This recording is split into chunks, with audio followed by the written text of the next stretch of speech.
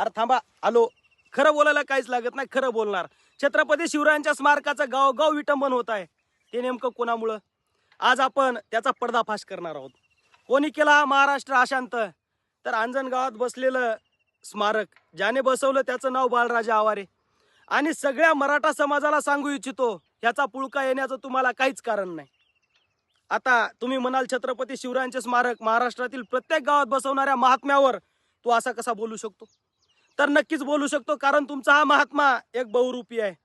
जो संघर्षयोद्धा मनोजदादा जरांगे पाटील अंतरवालीत उपोषणाला बसलेले असताना त्यांच्या आंदोलनाचं महत्त्व कमी करण्यासाठी आणि मराठ्यांमध्ये फूट पाडण्यासाठी हाच बाळराजे आवारे एका दुसऱ्याच्या बाईला घेऊन छत्रपती संभाजीनगरमध्ये क्रांती चौकात फडणवीसांचे पैसे घेऊन सरकार पुरस्कृत आंदोलन करत होता. यांचा पर्दाफाश त्रिशूळ पाटील एटीएम गुरु आणि मी केला होता. असा फाडला होता, डायरेक्ट उपोषण सोडून आम्हाला मारण्यासाठी वारंग्याला आला होता. हा त्यासाठी केलेला बघा NC रिपोर्ट आहे. मारायला आला, कोणाला आला? त्रिशूळ भाऊला, ते पण गाडीत बाया घेऊन. हा कायम समाजात फूट पाडण्याचं काम करत असतो.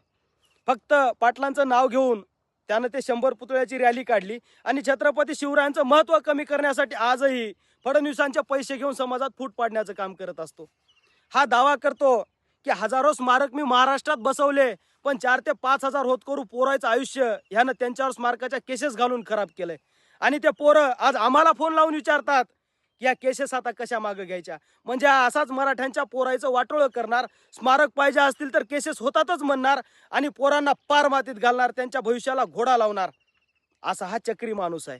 छत्रपती शिवरायांचं स्मारक बांधतो आणि त्यांच्या अर्धवट उभ्या केलेल्या त्या स्टँडवर स्वतःचा फोटो लावतो, सोबत पाटलाचा बी फोटो लावतो. का माहित आहे? स्वतःच्या नावाची ॲडव्हर्टाईज व्हावी म्हणून. असा हा माणूस आहे तुमचा.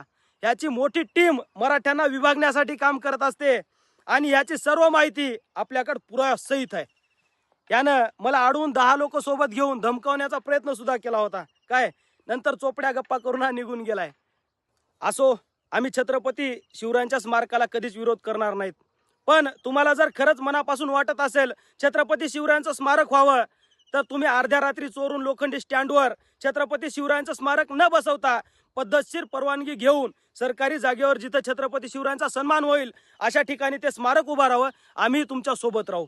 पण उगाच छत्रपती शिवरायांची विटंबना होईल आणि जाती जातीत दंगली होऊन वाद निर्माण होईल अशा प्रकारचं काम करत असाल तर या कामाला नक्कीच कायम विरोध राहील. आणि एक विनंती आहे, संघटनेच्या पदासाठी वळवळ करणारे त्याचे चेले चपाटे आमच्यापासून दूर राहा. आता निबर कोल्ह्या जाईल.